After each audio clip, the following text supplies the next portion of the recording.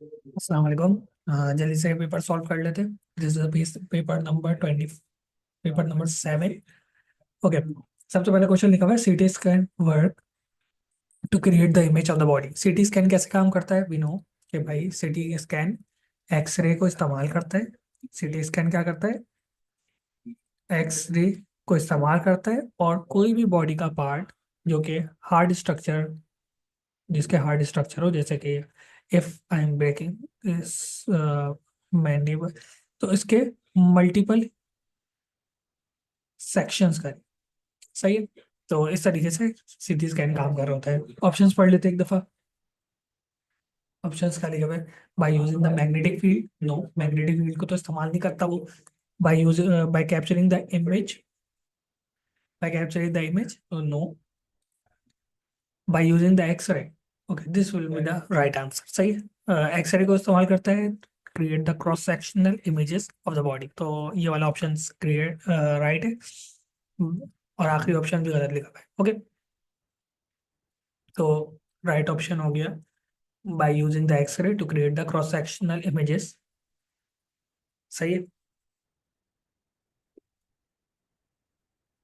इसकी एक्सप्लेनेशन में भी यही वाली बातें लिखी हुई है, यू कैन गो थ्रू। अगला क्वेश्चन क्या है? अगला क्वेश्चन लिखा हुआ है, विच of the following condition result in the fastest condition, fastest conduction velocity of the nerve impulse. Fastest conduction किस तरीके से होगी? ऑप्शन एक दफा गो थ्रू कर लेते हैं। थिन होने चाहिए या थिक होने चाहिए, माइले अनमाइलिनेटेड और माइलिनेटेड। इसका एक दफा कॉन्सेप्ट याद कर लेते। कॉन्सेप्ट ये था कि अगर कोई भी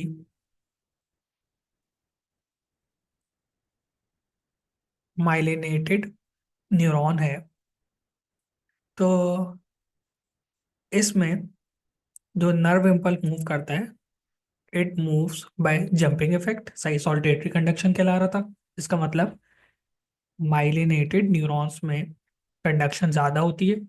और दूसरी चीज़ थी थिन और थिक न्यूरॉन की। अगर कोई न्यूरॉन थिन है और कोई न्यूरॉन थिक है, तो उसमें कंडक्शन का क्या हिसाब था?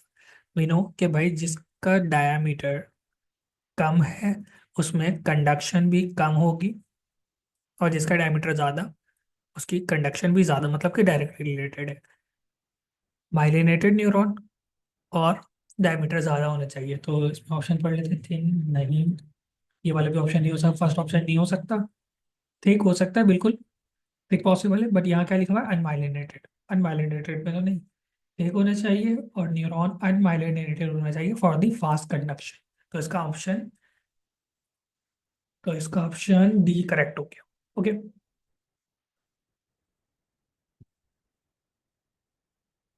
तो इसका ऑप्शन डी करेक्ट हो गया। ओके, सो अगला क्वेश्चन क्या है? Effect of parasympathetic nervous system on the lungs. सही, पैरासिम्पैथेटिक नर्वस सिस्टम का काम लंग्स के ऊपर कैसे होता है? वी नो कि पैरासिम्पैथेटिक नर्वस सिस्टम बॉडी को रेस्टिंग कंडीशन में हेल्प करता है, कि बॉडी का जो भी इफेक्ट हो रहे होंगे रेस्टिंग कंडीशन में, तो पैरासिम्पैथेटिक सिस्टम करवाएगा। अब हम सोच लेते हैं कि भाई जो लंग्स है उन उन पे क्या असर होना चाहिए पैरासिम्पैथेटिक नर्वस सिस्टम का। दो कंडीशन ले लेते हैं। मिसाल के तौर पे कोई एक्सरसाइज कर रहा है। सही है।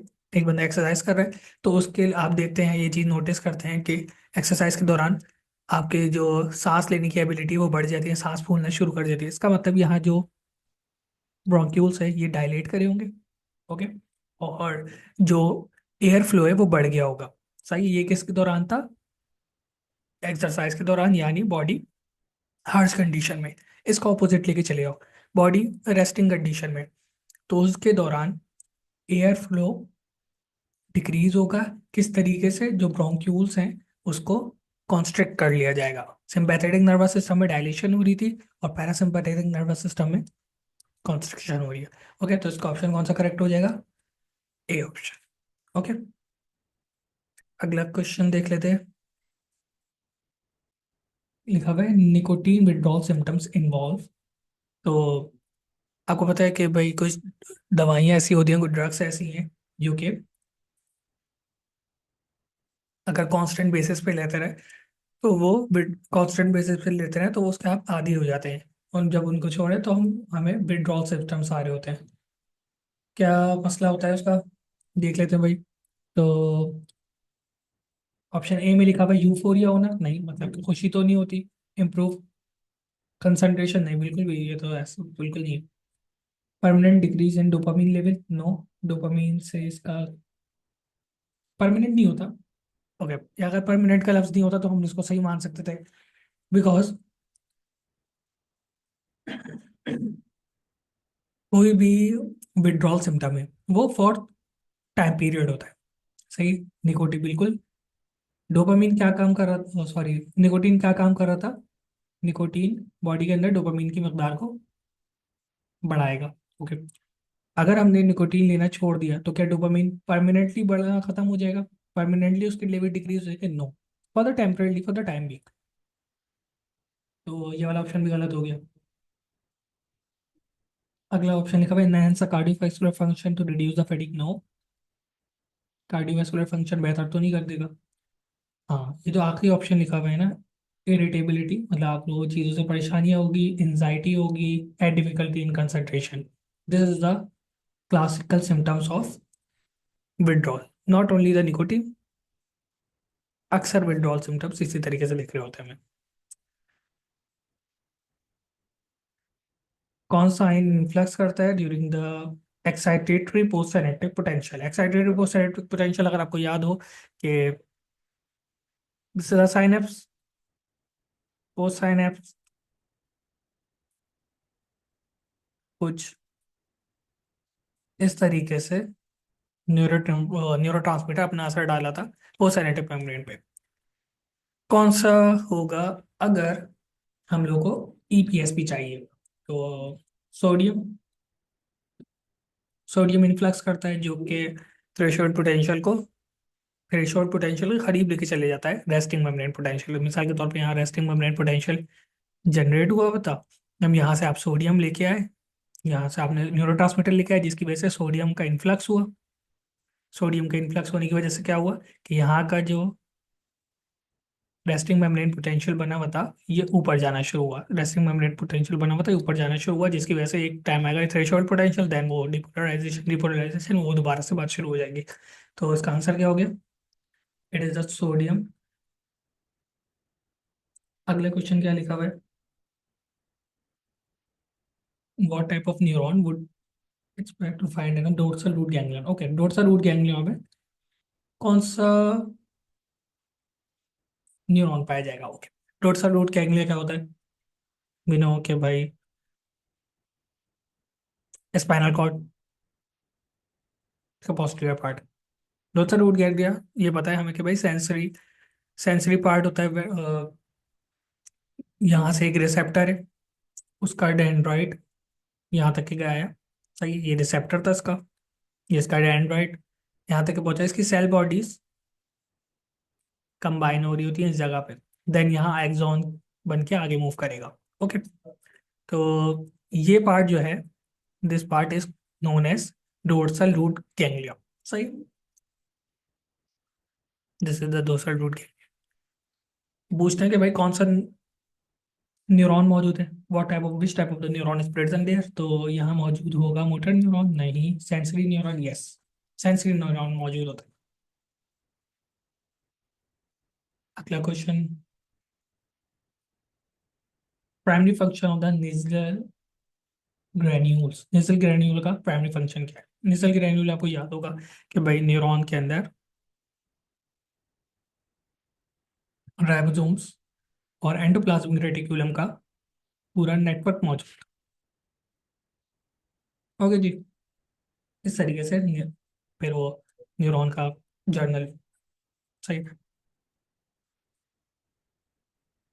क्या बोल रहे हैं इसका क्या फंक्शन होगा। तो भाई जाहिर सी बात है, हमें पता है राइबोसोम और एंडोप्लाज्मिक रेटिकुलम है तो उसका काम इलेक्ट्रिकल सिग्नल जनरेट करना नहीं, बिल्कुल प्रोटीन सिंथेसाइज करना और एंजाइम सिंथेसाइज करना। तो ये हमें तो ये पता लग गया, देखते हैं कि इसका आंसर बी है।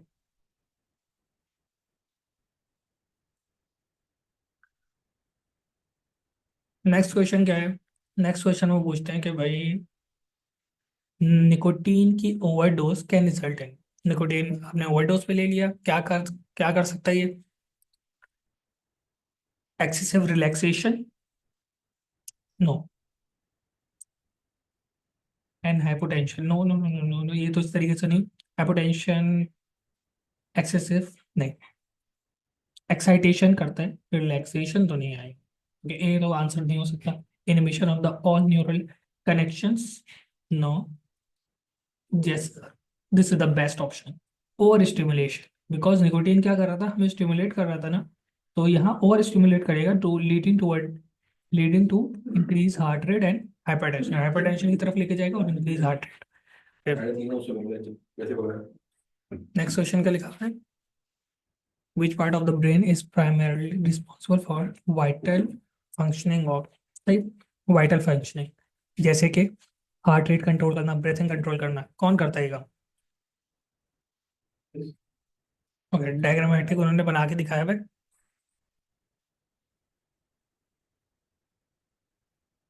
इस डायग्राम में देखें, बॉडी के अंदर जितने भी कोई भी वाइटल फंक्शंस हैं, ब्रेन का दिस पार्ट, मेड्यूला ऑब्लोंगेटा, इसको कंट्रोल कर रहा होता है। तो ऑप्शन इन्होंने दिया है, वो देखिए के, आंसर क्या होगा इसका? के। अगला question, myelin sheath is composed of primarily the substance, primarily myelin sheath किससे बनी हुई होती है? लिपिड्स।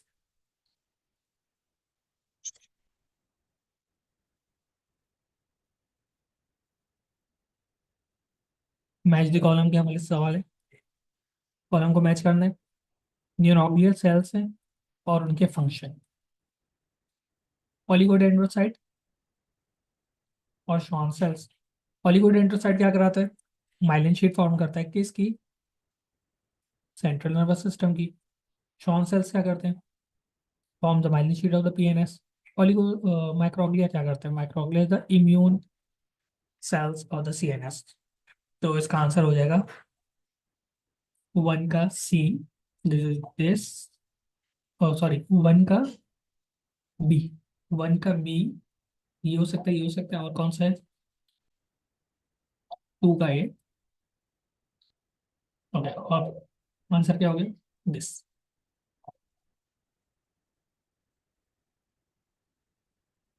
ये मशहूर जमाना सवाल,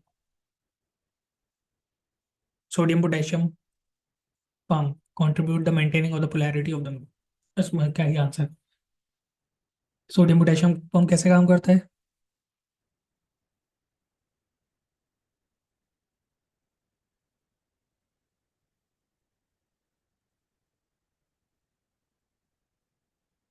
सोडियम पोटेशियम पंप सोडियम को इनसाइड लेके आएगा और पोटेशियम को बाहर लेके जाता है,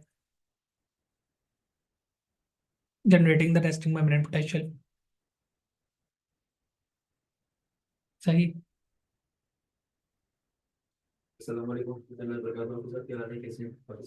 ओके, मैंने उल्टा कर दिया, यहाँ ये वाला ऑप्शन बन रहा था ना इसका, सॉरी सॉरी। इलेक्ट्रिकल स्टेबिलिटी तो आ जाती है, बट उसको केमिकली स्टेबल करने के लिए सोडियम पोटेशियम पंप का काम आता है।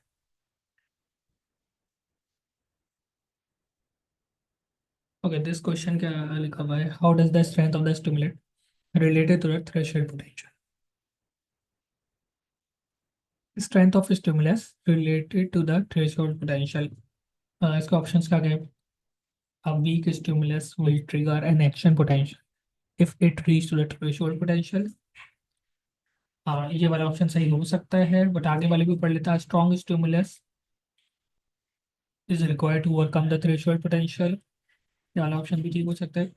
हाँ, ये देखो देखो देखो, ये वाला बात ये वाली जो ऑप्शन है ना, any stimulus no matter how weak will trigger an action potential once the threshold potential reaches, ये वाला ऑप्शन 100% करेक्ट है, बिकॉज हमने ऑल एंड नन लॉ में ये बात पढ़ी थी कि कोई वीक हो, वीक स्ट्रेंथ का स्टिमुलस है, कोई स्ट्रॉन्ग स्टिमुलस हो, इट डजेंट डिपेंड कि भाई वो थ्रेशोल्ड पोटेंशियल तक पहुंचेगा।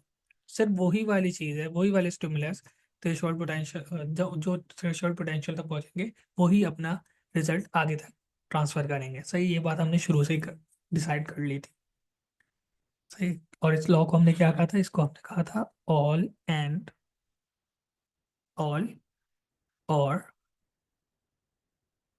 None law. सही है। तो इसके इस हिसाब से ऑप्शन सी करेक्ट होगा। सही है। ऑप्शन ए भी सही लिखा हुआ था, बी भी सही लिखा हुआ था, but the best option is C. एक केस सिनेरियो दिया हुआ है, इसको पढ़ लेते हैं।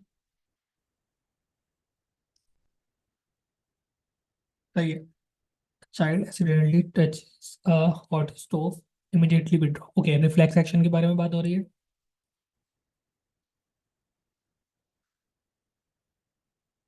देखो, हाँ, बोले कि भाई इस वजह से वो पेन फील करता है। Analyse the scenario and answer the following question.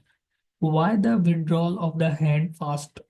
Okay, पूछते हैं कि withdrawal of the hand is faster than the perception of the pain. सही है। अब देखे, उसने विड्रॉ किया हैंड, उसके बाद उसको फील हुआ, पहले तो नहीं हुआ, साथ भी नहीं हुआ। सवाल में ये पूछ रहे हैं कि ये जो विड्रॉल था ये फास्टर क्यों था परसेप्शन से, परसेप्शन ऑफ द पेन। सही। उसके बाद अगला सवाल है, पहली बात ये पूछिए, दूसरा क्वेश्चन पूछा हुआ है, why what role does the central nervous system and peripheral nervous system play in reflex action. Okay, तो सबसे पहली बात ये कर लेते हैं, withdrawal is voluntary, control entirely by brain. उन्होंने ये बात तो बिल्कुल सही कही, विड्रॉल इज इनवॉलेंट्री होता है, ये वाली बात मतलब गलत हो गई, आगे बढ़ने की जरूरत ही नहीं है। विड्रॉल इज अ रिफ्लेक्स, ये वाली बात सही है। जो विड्रॉल एक्शन था, it is a reflex action mediated by the spinal cord. Okay, through as reflex act, बिल्कुल सही बात है। bypassing the brain, चारों बातें इसमें ठीक है। sensation of pain is transmitted later by the PNS to the brain to process। ये वाला ऑप्शन 100% करेक्ट है। आगे भी पढ़ लेते। withdrawal is a voluntary action, no, both withdrawal and perception of the pain is a voluntary action। कौन सी बात हमारी सही लिखी हुई है इसमें, दिस पॉइंट। ओके, बिकॉज इसमें सारी बातें, क्योंकि हम लोगों ने देखो, reflex action, spinal cord, reflex arc, then brain को बाईपास करना, सारे ऑप्शंस इसमें करेक्टली अलाइन हुआ है मैं।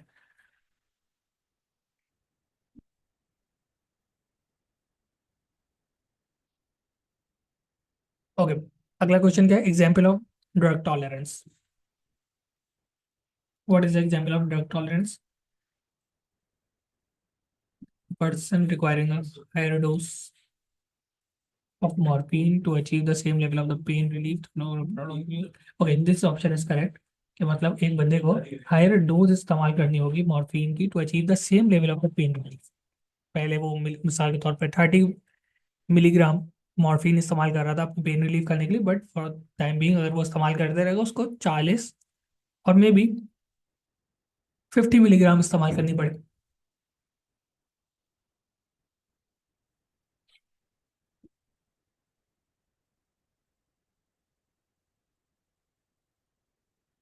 एक्सॉन हिलॉक्स के हवाले से सवाल है, the axon hillocks fail to function properly.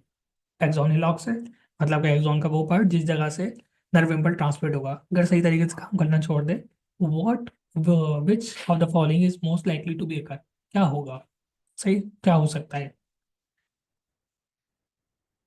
पूछते हैं कि भाई neuron will still transmit the electrical signal at a normal speed, no, transmit ही नहीं कर पाएगा। Neurotransmitter will accumulate in axon, no, no relation। axon action potential will not initiated, this is the right option। Action potential generate ही नहीं हो पाएगा, because जिस जगह से एक्शन पोटेंशियल जनरेट होकर आगे बढ़ना था वही जगह खराब हो चुकी है। और आखिरी ऑप्शन का भी इस पर्टिकुलर क्वेश्चन से कोई भी रिलेशन नहीं बन रहा।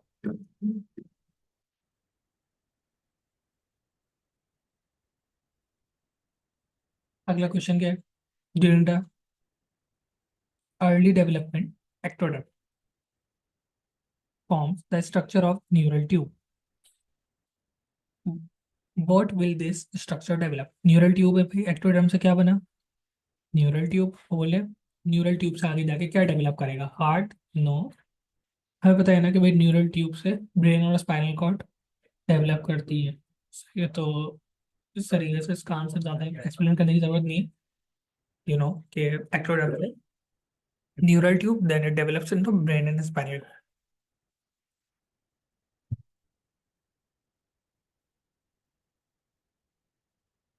अगला क्वेश्चन देख लेते हैं। ये एक डायग्राम लिखे हुए बोला हुआ है कि भाई जो ब्लू कलर में सेल है, जो ब्लू कलर में सेल है, क्या रिप्रेजेंट कर? ब्लू कलर में देख लो भाई, ये वाले सेल लिखे हैं उन्होंने। तो this are the astrocytes. Because देखो, इसने ब्लड वेसल्स को होल्ड करके रखा हुआ है on this point. Blood vessel को होल्ड करके रखा हुआ है, न्यूरॉन को भी होल्ड करके रखा हुआ है। इसका मतलब ये समथिंग ऐसे चीजें हैं, ऐसे सेल्स हैं जो कि न्यूरॉन को स्ट्रक्चरल सपोर्ट प्रोवाइड करें। और कौन से ऐसे सेल होते हैं? That are astrocytes. सही है। Again match the column.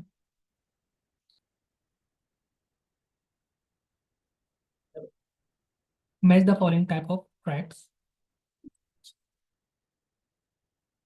Okay. Match the following types of tracts with their function. सही है। ट्रैक्ट्स हमें पता है कि भाई स्पाइनल कॉर्ड के अंदर,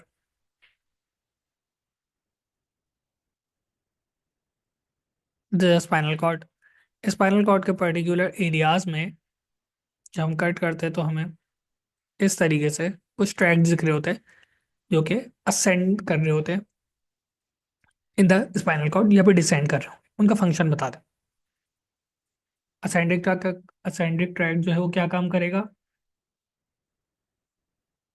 असेंडिंग का मतलब ऊपर जाने वाले क्या काम करेंगे? जो भी इंफॉर्मेशन आ रही है थ्रू द रिसेप्टर्स, उसको ऊपर लेके जाएंगे, मतलब कि सेंसरी इंफॉर्मेशन से इनका काम होगा। तो वन का ये हो गया। डिसेंडिंग ट्रैक्ट का हमें नाम से समझ में आ रहा है, दे आर मूविंग डाउनवर्ड। तो ये क्या काम करेंगे? तो ये काम करेंगे कि जी जो भी मोटर इंफॉर्मेशन है हमारे पास, उसको डाउनवर्ड लेके जाएंगे। ओके। तो मोटर इंफॉर्मेशन, तो इसको मतलब इसका तो लाइन से ही बन रहा है ना। ओके। इसका इसका ऑप्शन क्या हो गया? 1A, 2B और 3C। This would be the right.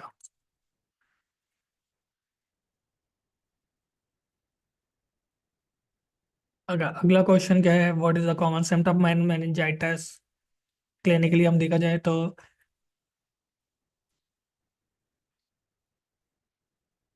Meningitis के कौन से सिम्टम्स होते हैं? मेनिंजाइटिस का सिम्टम सबसे कॉमन जो सिम्टम है मेनिंजाइटिस के, इधर neck stiffness. Okay. Simple question क्या लिखा हुआ है कि इफ बी इज गाबा, सही है जो आपको चीज नजर आ रही है, बी, दिस इज वजाइकल, और वजाइकल में वो पूछ रहे हैं भाई क्या भरा हुआ है, क्या भरा हुआ है? गाबा भरा हुआ है। तो बोले क्या असर पड़ेगा उसका वाई पे, मतलब कि दूसरे पोस्ट साइनेप्टिक मेम्ब्रेन पे क्या असर पड़ेगा? Simple question. GABA is a inhibitory neurotransmitter, तो it inhibits the Y. with the following example of bipolar neuron कहाँ पाए जाते हैं? We have studied the example, they are the photoreceptor in of the retina.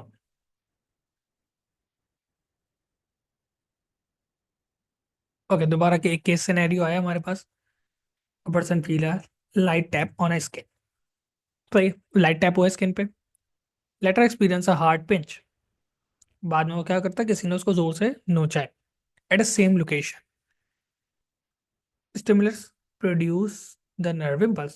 सही है। ये stimulus का क्या प्रोड्यूस करता है? नर्व इम्पल्स प्रोड्यूस करता है। But the intensity of two sensation are different feel. दोनों जगहों की इंटेंसिटी अलग है जो उसको वो फील करता है। Analyse the scenario. वो बोलता है सिनेरियो को एनालाइज करें, आंसर द फॉलोइंग क्वेश्चन, और उसके बाद क्वेश्चन का आंसर कर दें। सिनेरियो समझ में आ गया, मतलब एक बंदा था, उसको लाइट पिंच किया, उसके बाद हार्डली पिंच किया, नर्व इम्पल्स प्रोड्यूस हुआ है, बट दोनों नर्व इम्पल्स की जो प्रोडक्शन है उसकी इंटेंसिटी में डिफरेंट है, काफ़ी डिफरेंट। वो बोले हैं इसे एनालाइज करें और इसको आंसर करें।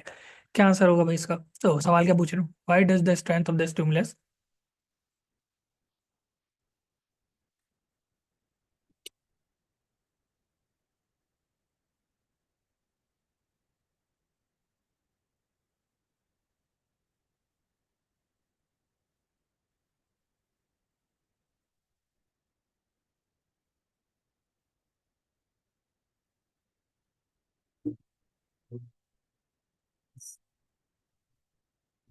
ओके, ओके, मैं कंटिन्यू कर रहा हूँ। Okay, sorry for the interruption. Why does the strength of stimulus not affect the amplitude of the nerve impulse? Thank you, Andu. सही है कि स्ट्रेंथ वही आगे दोबारा से बात किया, ऑल इन लो, कि भाई एक दफा आपका स्टिमुलस पहुंच गया एक्सॉन हिलॉक्स तक तो वो आगे मूव करेगा, देयर इज नो वे। सही है, पीछे आने का कोई रास्ता नहीं है। बट हमें एम्पलीट्यूड का भी तो असर चाहिए ना, कि अगर कोई बंदा आपको हार्डली पिंच करे, ये वाले कंडीशन में हार्डली पिंच हुआ था, उसकी वजह से जो असर था, आपको जो दर्द हो रहा है वो ज्यादा हुआ है, उसका असर भी पड़ना चाहिए। बट ये कैसे होता है? तो ऑप्शन पढ़ लो। The amplitude of the nerve impulse is always constant because it is a fix electrical signal, and the strength of the stimulus determine how the action potential is generated. No, this option मुझे सही नहीं लगा, क्योंकि the amplitude of the nerve, अगला question पढ़ लेते हैं। अगला हाँ, the amplitude of the nerve impulse varies depending on the strength of the stimulus. Strong the strength of the stimulus influence the amplitude of the action leading to। Okay, इसका जो option लग रहा है the amplitude of the nerve impulse is always the constant. सही, amplitude जो होगा nerve impulse का जो मूव करेगा वो हमेशा कांस्टेंट होगा with a fix electrical signal. Okay, इसका ऑप्शन ए ही करेक्ट है, बिकॉज चलो हम लोग इसकी एक्सप्लेनेशन देख लेते हैं।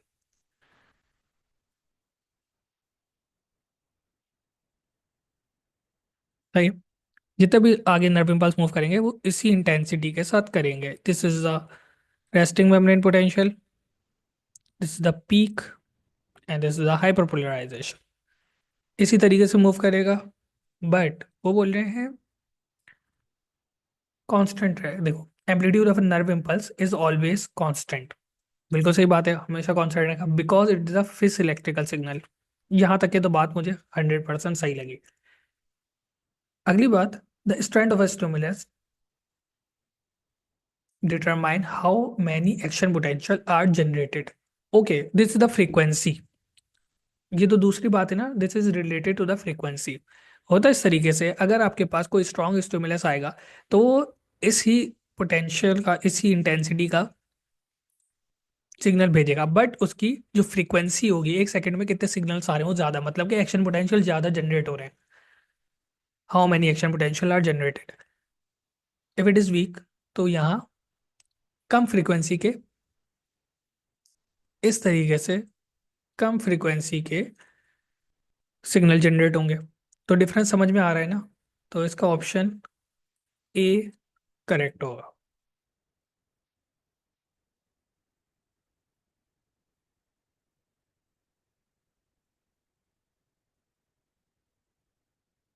ओके, पेकेनियन सेल्स के बारे में, पेकेनियन सेल्स को कॉर्पसल्स के बारे में बोल रहे हैं कि भाई कहाँ पाए जाते हैं।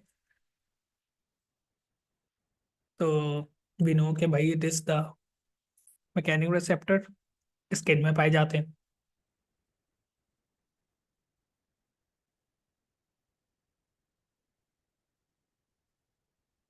Another question, a person damages the myelin sheet of a surrounding neuron, which of the following is most likely to be affected। बिल्कुल वो दोबारा वही कॉन्सेप्ट आ गया, कि अगर माइलिन शीट जो है वो डैमेज हो जाएगी तो उसकी वजह से सॉल्टेटरी कंडक्शन नहीं हो पाएगी, और speed of the electrical impulse will be damaged. Okay, this is the end of our discussion.